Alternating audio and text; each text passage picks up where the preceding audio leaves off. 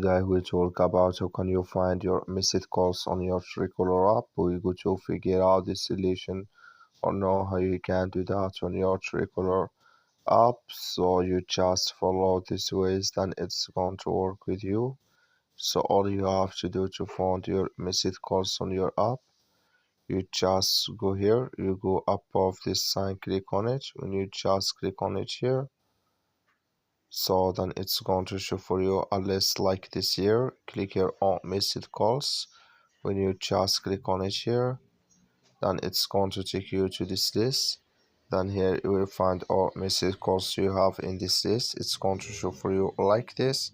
So that's all you have to do to find this list here on your Truecaller app. Just follow these ways, then it's going to work with you.